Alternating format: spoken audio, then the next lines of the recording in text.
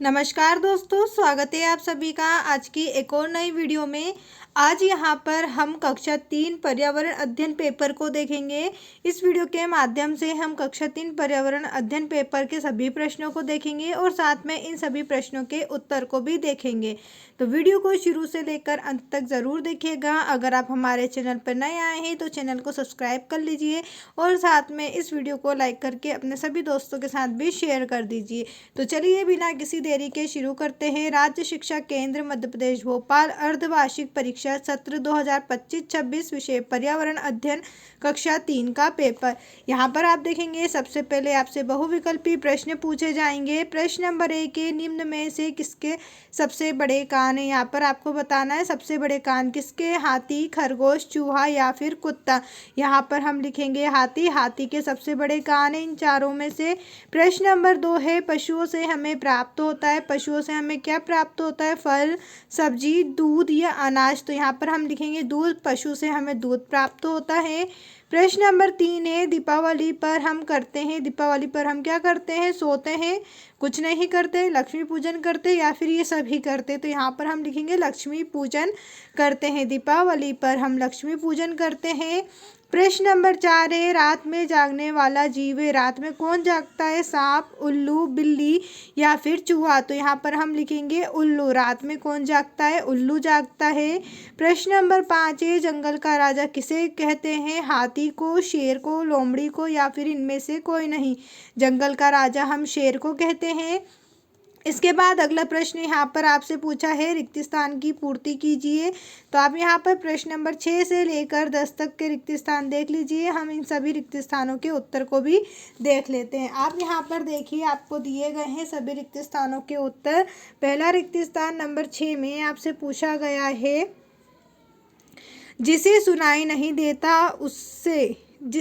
नहीं देता हम उससे बात कर सकते हैं। कैसे बात कर सकते हैं, इशारों से। जिसको सुनाई नहीं देता उसे हम इशारों से बात करेंगे। प्रश्न नंबर 7 है बूंद बूंद से ही भरता है। बूंद बूंद से ही क्या भरता है, घड़ा भरता है। प्रश्न नंबर 8 है पेड़ से हमें प्राप्त होता है। पेड़ से हमें क्या प्राप्त होता है, ऑक्सीजन प्राप्त होता है। प्रश्न नंबर 9 है खेत में काम करने वाले को कहते हैं। खेत में काम करने वाले को हम क्या कहते हैं, किसान कहते हैं। प्रश्न नंबर 10 है पढ़ाई करने वाली जगह को कहते हैं। पढ़ाई करने वाली जगह को हम क्या कहते हैं, विद्यालय कहते हैं। जहाँ पर हम पढ़ाई करते हैं उसे हम विद्यालय कहते हैं। अब इसके बाद आपको दिए हुए हैं आगे के प्रश्न। यहाँ पर आप देखेंगे आपको अति लघु उत्तरीय प्रश्न दिए गए हैं 2 नंबर में। प्रश्न नंबर 11 है हमारे घरों में पालने वाले कोई 2 जानवरों के नाम बताओ। आपके घर में कौन कौन से जानवर पाले जाते हैं, आप उनके नाम बता सकते हैं। जैसे गाय पालते हैं हम, भैंस को भी पालते हैं, मुर्गी पालन भी करते हैं, बकरियों को पालते हैं। ऐसे जो भी 2 जानवर हैं आप उनके यहाँ पर नाम लिख सकते हैं। जैसे मैंने यहाँ पर उत्तर में देखो आप मैंने लिखा हुआ है हमारे घर में पालने वाले 2 जानवर गाय और भैंस। आप चाहें तो इसमें मुर्गी बकरी भी लिख सकते हैं। अब इसके बाद हम बात करें अपने अगले प्रश्न की ओर। तो अगला प्रश्न करने से पहले अगर अभी तक आपने हमारे चैनल को सब्सक्राइब नहीं किया है तो चैनल को सब्सक्राइब कर लीजिए और साथ में इस वीडियो को लाइक करके अपने सभी दोस्तों के साथ भी शेयर कर दीजिए। चलिए अब हम अगले प्रश्न को देखते हैं। यहाँ पर प्रश्न नंबर 12 में बच्चों आपसे पूछा गया है 2 औषधि पौधों के नाम बताओ। 2 औषधि पौधे आप तुलसी और नीम बता सकते हैं। प्रश्न नंबर 13 है हमारा राष्ट्रीय पशु का नाम क्या है। प्रश्न नंबर 14 है ऐसे जानवरों के नाम बताओ जिनका दूध हम उपयोग में लेते हैं। प्रश्न नंबर 15 है तुम्हारे घर के आसपास के पेड़ पौधों को पानी कहाँ से मिलता है। और प्रश्न नंबर 16 है मधुमक्खियों से हमें क्या मिलता है। यहाँ पर हम इन सभी प्रश्नों के उत्तर देखेंगे। तो आप देखो यहाँ पर दिया हुआ है 2 औषधि पौधों के नाम हम लिखेंगे नीम और तुलसी। इसके बाद प्रश्न नंबर 13 में आपसे पूछा है हमारे राष्ट्रीय पशु का नाम क्या है। तो हमारे राष्ट्रीय पशु का नाम बाघ है। इसके बाद प्रश्न नंबर 14 है ऐसे जानवरों के नाम बताना जिनका हम दूध उपयोग में लेते हैं।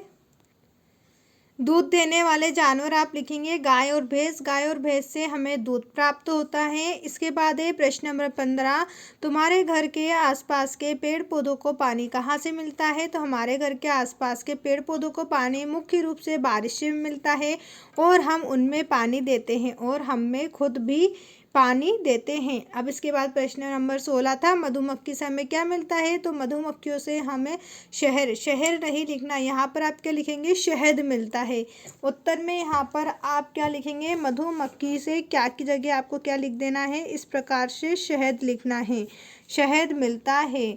अब अगला प्रश्न यहाँ पर आपसे पूछा गया है, लघु उत्तरीय प्रश्न है। 3 नंबर में ये प्रश्न आपसे पूछे जाएंगे। प्रश्न नंबर 17 है, नीम के पेड़ की पत्तियां, निमोली व छाल का उपयोग किस कार्य में किया जाता है?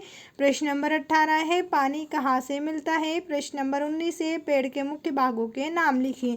यहाँ पर हम इन तीनों प्रश्नों के उत्तर देखेंगे। प्रश्न में नीम के पेड़ की पत्तियों से निमोली व छाल का उपयोग किस कार्य में होता है? तो नीम की पेड़ की पत्तियों में निमोली और छाल का उपयोग मुख्य रूप से मुहासे, दाग धब्बे और सूखे पत्तों से मच्छर भगाने में करते हैं। प्रश्न नंबर 18 है, पानी कहाँ से मिलता है? पानी हमें वर्षा के रूप में मिलता है, नदी से मिलता है, झील से, हैंडपंप से आदि जगहों से मिलता है। आप यहाँ पर कुआं भी लिख सकते हैं। इसके बाद प्रश्न नंबर 19 है, पेड़ के मुख्य भागों के नाम लिखिए। पेड़ के मुख्य भाग जड़, तना, शाखाएं, पत्ती और मुकुट शामिल है। प्रश्न नंबर 20 यहाँ पर हम देखेंगे, आपको बताने हमारे देश के मुख्य त्योहारों के नाम। हमारे देश के मुख्य त्योहार हैं दीपावली, विजयदशमी, नवरात्रि, ईद, रक्षाबंधन आदि हैं।